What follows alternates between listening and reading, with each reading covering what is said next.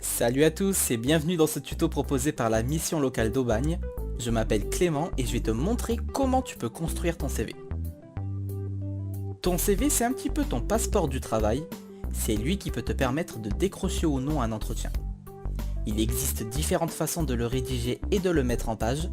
Le plus important, c'est qu'il te ressemble et qu'il puisse refléter la personne que tu es. On commence en premier temps par s'identifier. Ton nom, ton prénom et ton adresse doivent y figurer. Il faudra aussi ajouter ton numéro de téléphone et un mail pour que l'employeur puisse te contacter. Pour le mail, un minimum professionnel est demandé. Par exemple ton nom, ton prénom, suivi du arrobase, ça suffit largement. Enfin, si tu as le permis et si tu es véhiculé, c'est intéressant de le dire et de le rajouter. Vient ensuite le titre de ton CV. C'est ce qui va accrocher le recruteur et lui faire comprendre ce que tu recherches, le métier que tu veux exercer. Pour faire court, écris simplement le nom du poste pour lequel tu cherches à postuler et mets-le en valeur en agrandissant sa taille et en l'écrivant tout en majuscule. En dessous du titre, ajoute 3 qualités que tu possèdes et qui peuvent être utiles pour le métier. Ça permettra à l'employeur de mieux cerner ta personnalité. Une fois ça terminé, on passe aux compétences. C'est cette partie qui va mettre en avant tes savoir-faire. Comme le CV doit tenir sur une page, ne fais pas trop long. Essaye de gagner un maximum de place, par exemple en te servant d'un tableau pour les lister. Mets en avant celles qui sont liées à ton futur métier. N'oublie pas, les compétences, c'est ce que tu sais faire sur le terrain. Mais un patron est aussi sensible à tes expériences passées, à l'expérience que tu as acquis dans le domaine professionnel, grâce à tes stages, tes contrats de travail et même du bénévolat si tu en as fait. L'important, c'est de lister tes expériences par date, de la plus récente à la plus ancienne. On lit un CV de haut en bas.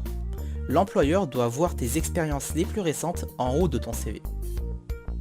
Ce que tu dois indiquer, c'est la durée de l'expérience, le poste occupé, l'entreprise et la ville où elle se trouve. Si tu parles d'un stage, ne commence pas par ce mot. Ça peut donner une vision négative de ton expérience. Écris plutôt le nom de ton métier suivi de stagiaire. Par exemple, Community Manager stagiaire. Explique aussi en détail le travail que tu as effectué là-bas et n'hésite pas à donner des exemples concrets. On a presque terminé, c'est le moment de parler de ton parcours scolaire et des formations que tu as suivies. Classé par date comme l'expérience pro, tu dois indiquer la durée de la formation et son domaine, et donner le nom d'établissement et la ville où il se trouve. Tu préciseras aussi les diplômes que tu as obtenus, si c'est ton cas, en dessous de chaque formation. Ça y est, on arrive à la fin. Il te reste à parler de diverses choses comme tes centres d'intérêt, ta maîtrise de l'informatique ou encore les langues que tu parles. Tu peux aussi parler des voyages que tu as faits et des sports que tu pratiques. Le plus important, c'est de détailler. Donner des précisions sur tes loisirs et tes activités.